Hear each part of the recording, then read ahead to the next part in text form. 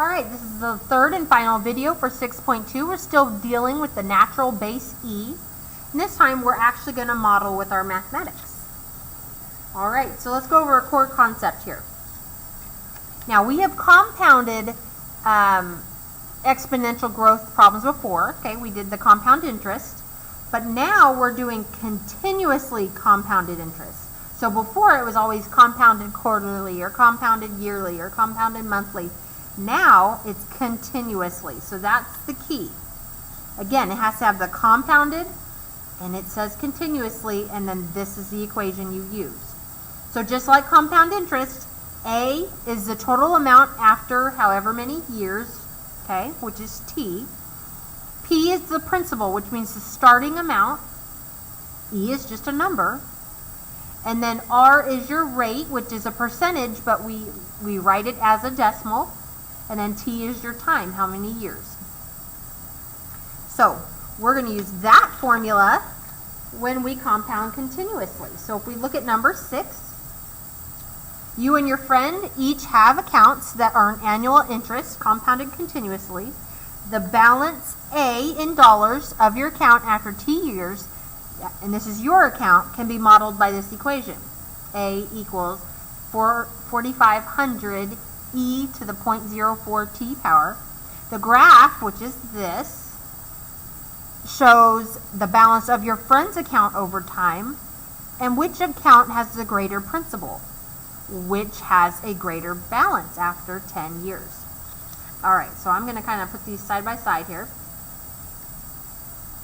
And we're going to answer these questions.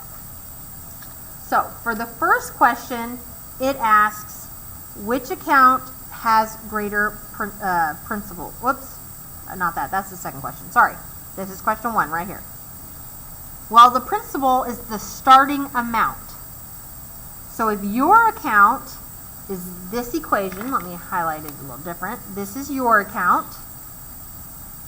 Okay, this would be the principal right there. And on the graph over here, this is your friend's account. Again, the starting value would be right there, which will be 4,000.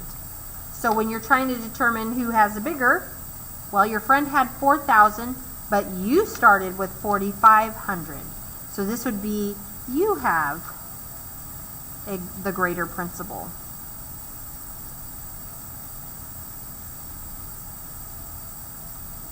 Okay, so you deposited more money.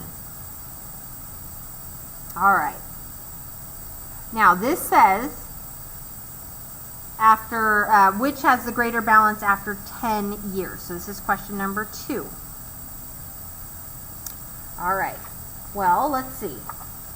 We need to calculate yours. So here's yours after 10 years. So that means T is 10.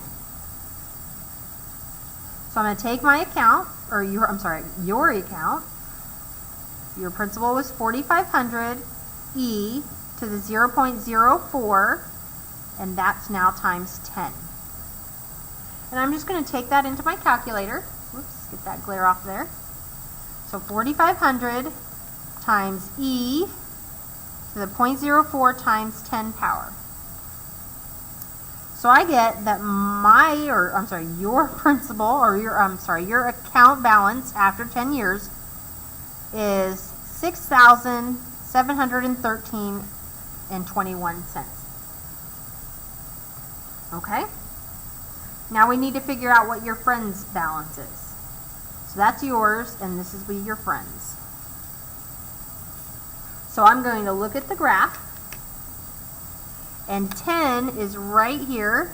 So follow that 10. There's the balance. So if I follow it over this way, it'd be somewhere in there. Well, this is counting up by thousands. So this line is 6,000, that line is 7,000, then it hits that balance. So I know that my friend's balance is bigger, I'm just going to put, it's higher, okay, than $7,000. Well, yours was only 6,000 plus. There's a 7,000 plus. So after 10 years,